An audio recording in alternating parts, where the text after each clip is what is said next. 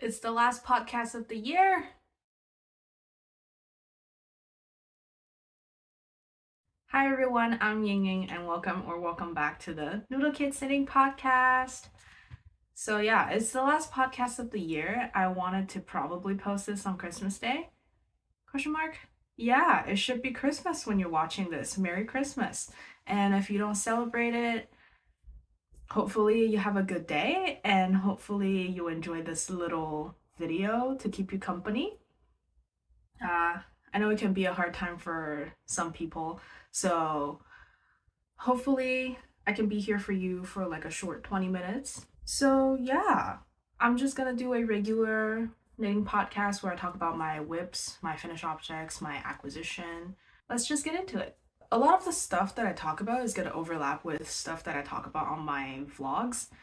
I've been doing Vlogmas. If you haven't seen it, I have a playlist, so you're welcome to go watch it after this video.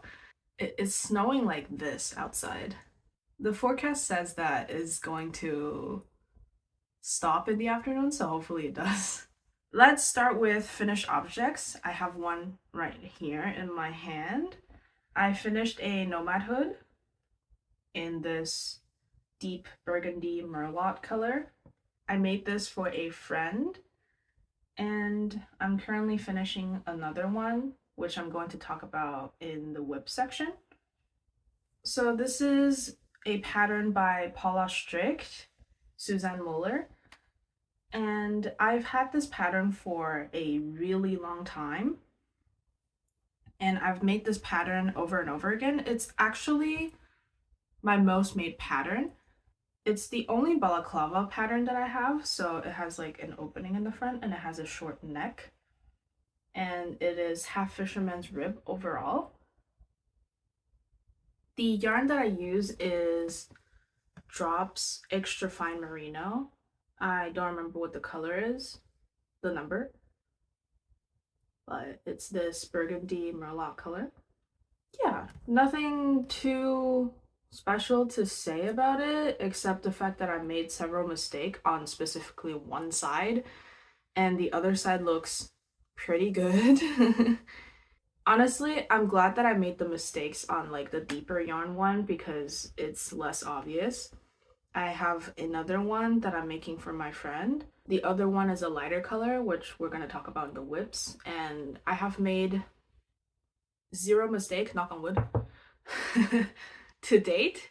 So hopefully it goes well. I'm almost done. I just joined in the round for the other one, so I'll almost be done. Hopefully I can be done before Christmas so I can give it to her. That's my first finished object. The other finished object is not really a finished object because it was only here for a correction. I don't know how else to say it. It's this sweater. So this is the Hana jumper by Irene. And I made this sweater for my mom and I gifted it to her. I forgot when. I gifted it to her, but the collar for this sweater was too big for her because she's a lot more petite than I am. I wouldn't call myself petite to be honest, but she is like classic Asian woman petite. So you know she always wear like extra smalls or extra smalls in sizes in like Western countries. So yeah, the collar was too big for her, so the sweater was kind of falling off her shoulder. So what I did was picking up the original collar stitches. It's still a little obvious, like there's a tiny line that you can see, but I added a few more ribbing rolls and I added a transparent elastic. I don't know if the camera is picking it up, but there's a transparent elastic at the edge of the ribbing. And I also did some decreases in the back so the collar kind of cinches in. It looks all right. Hopefully it'll fit her more properly now because she says that she really wants to wear the sweater, but she hasn't been able to. So hopefully this helps. So that is my other finished object. I don't actually have a lot of finished object because I've been just working sporadically on several projects.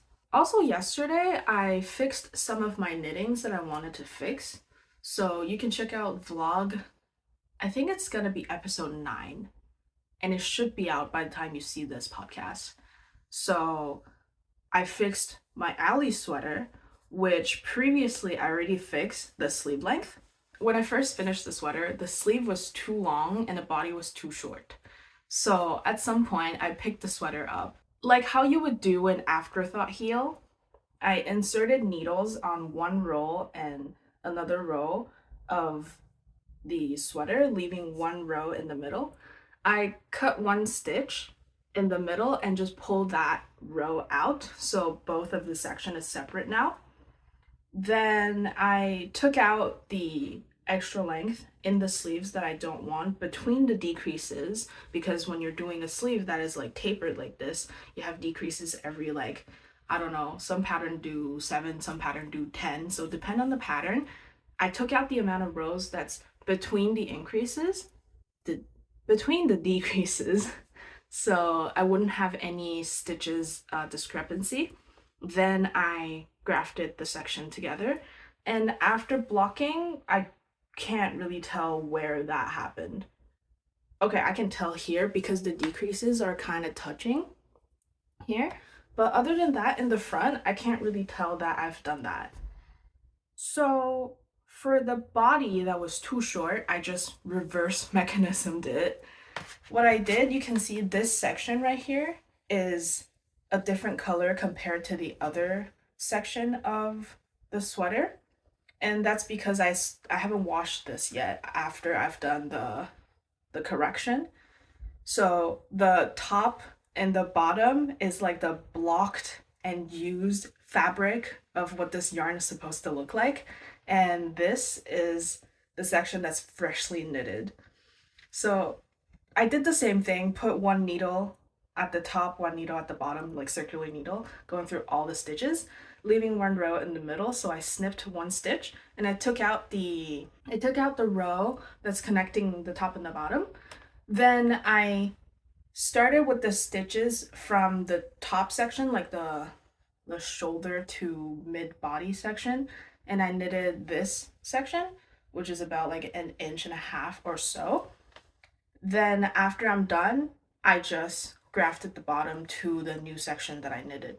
It was a bit tedious, but it didn't use that much yarn, to be honest, because when I first bought this sweater quantity, it was actually my mom's Christmas gift for me last year.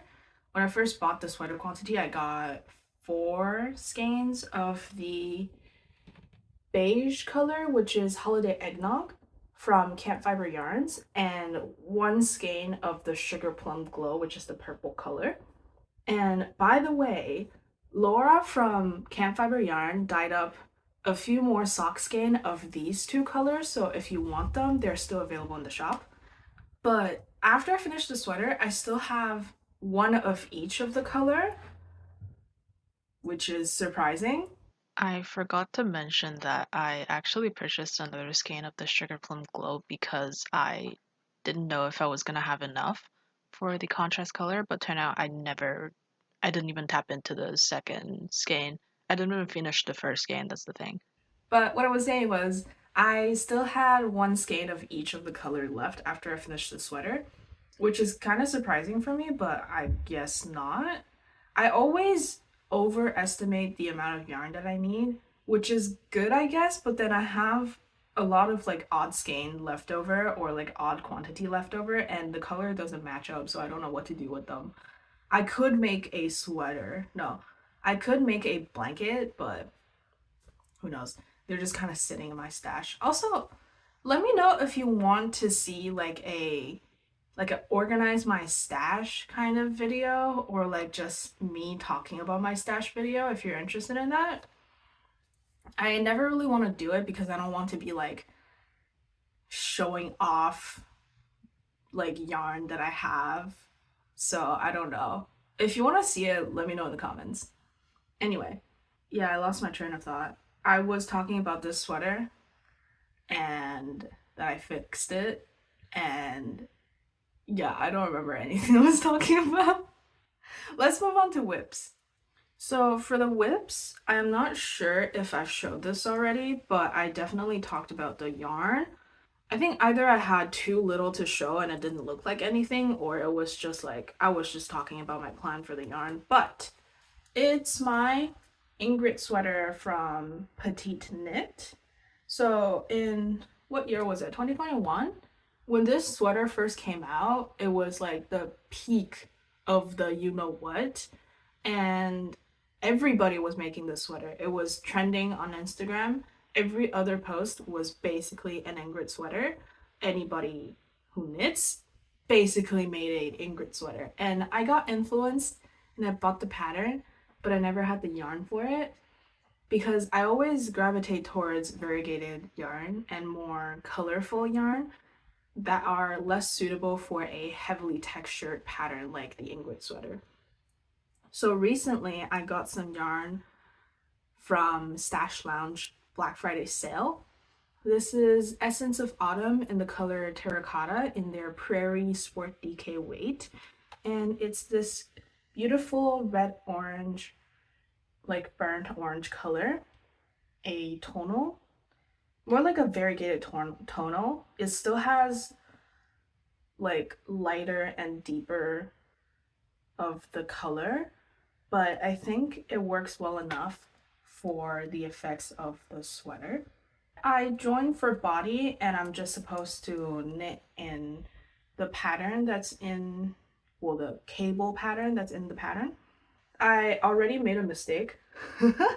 It's probably not obvious, but when I was doing the front 2x2 ribbing, I didn't do it correctly in terms of like where to place the 2x2.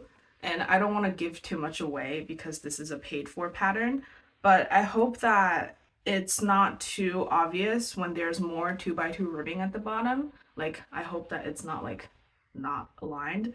And if it happens, I'll make sure that it does align in the front and the back. We just kind of forget about it because I don't look at the back.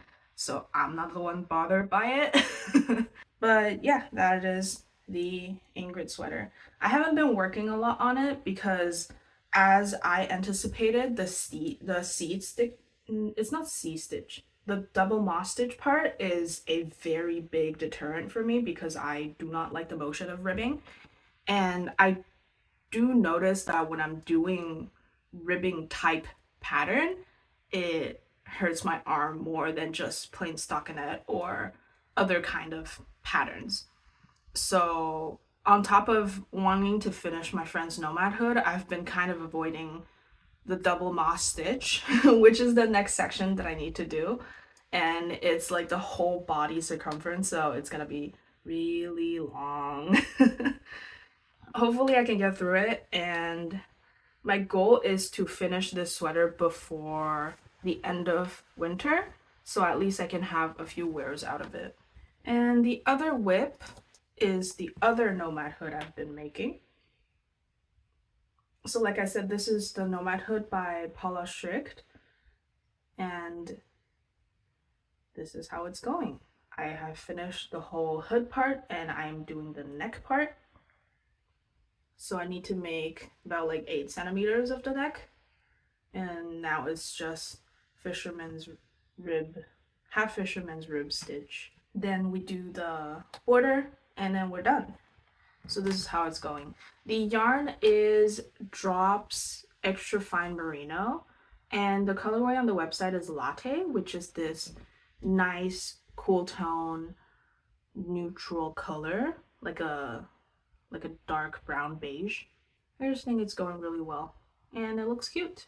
So another whip that I have, it's actually a spinning whip. I'm gonna take the yarn out of the plastic bag so I don't have to deal with the crinkling.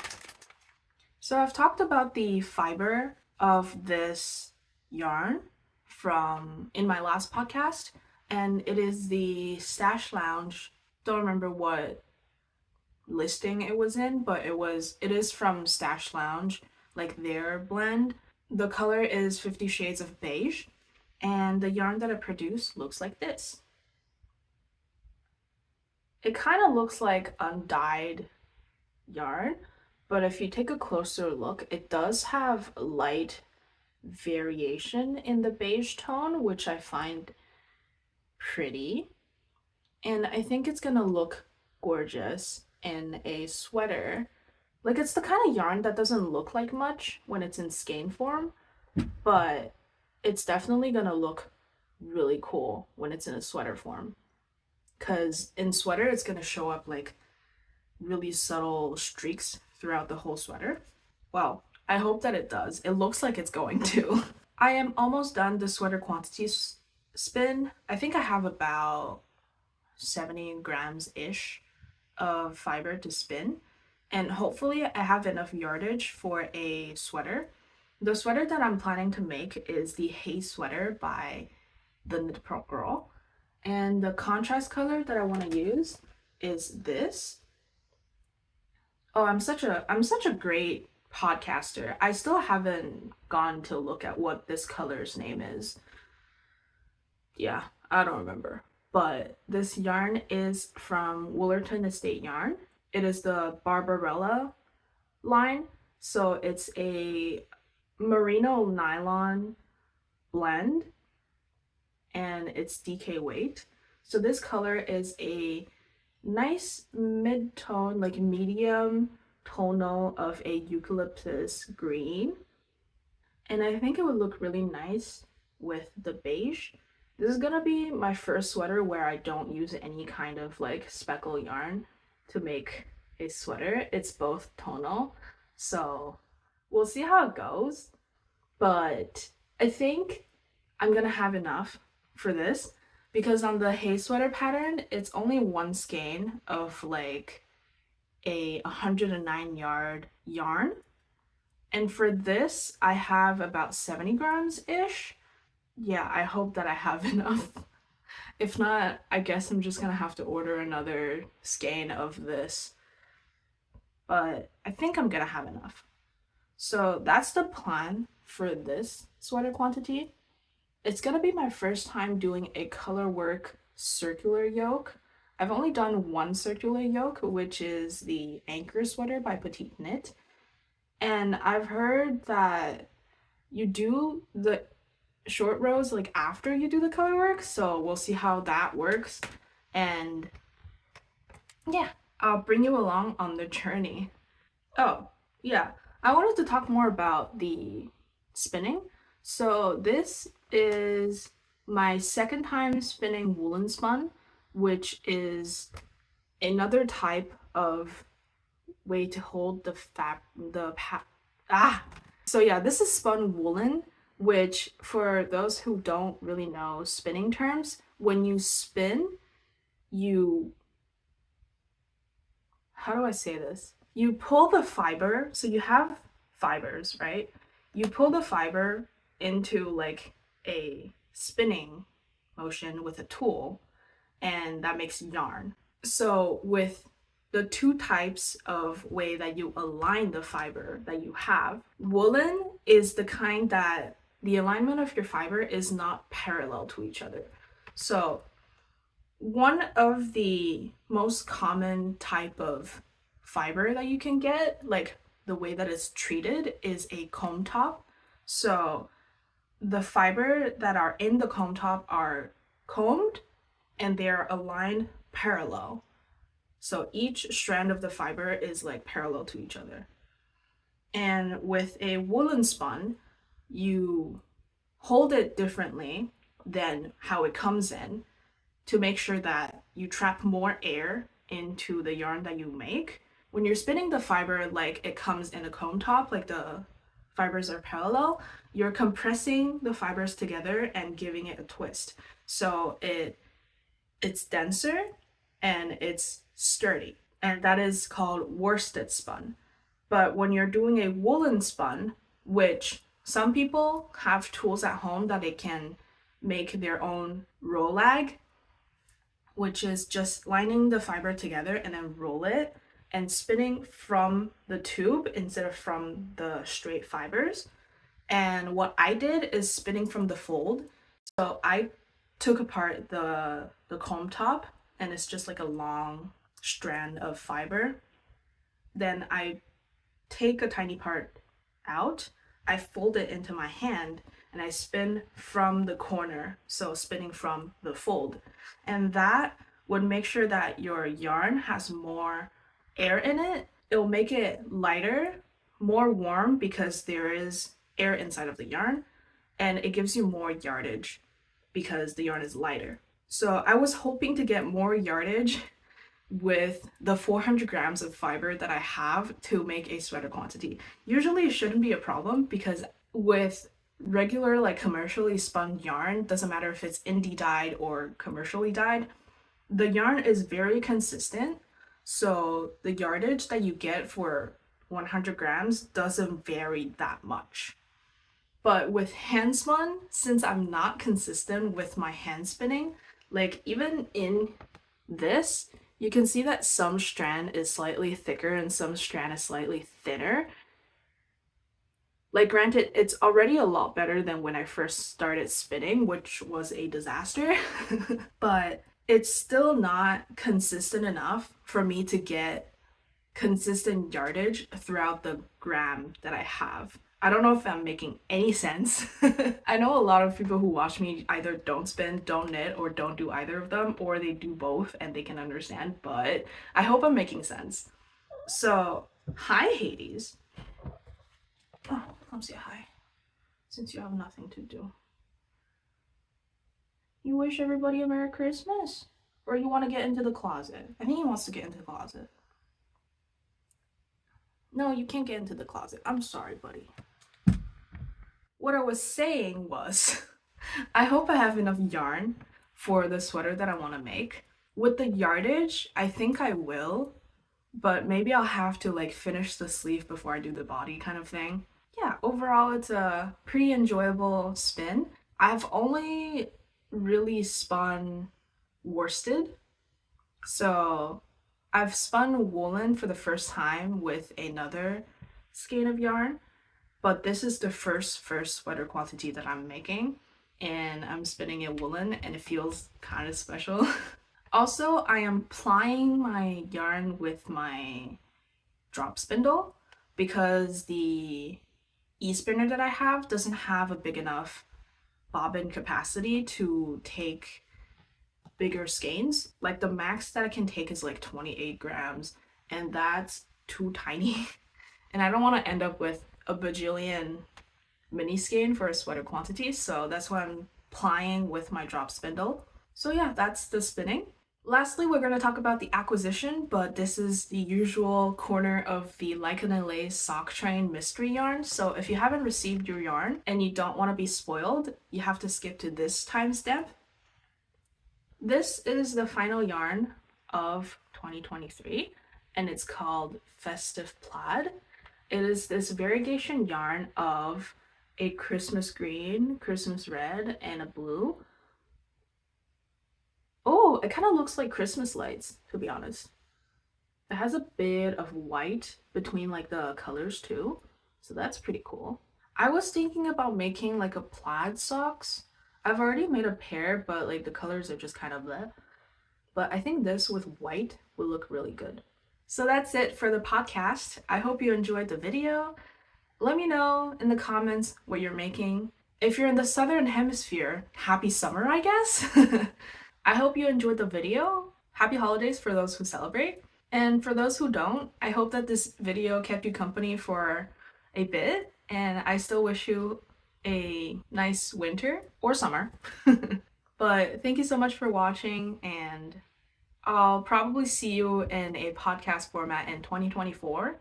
If you want, let me know what you will want to improve or do in your crafting journey in 2024 in the comments. But stay safe, drink a lot of water, and I'll see you guys next time. Bye.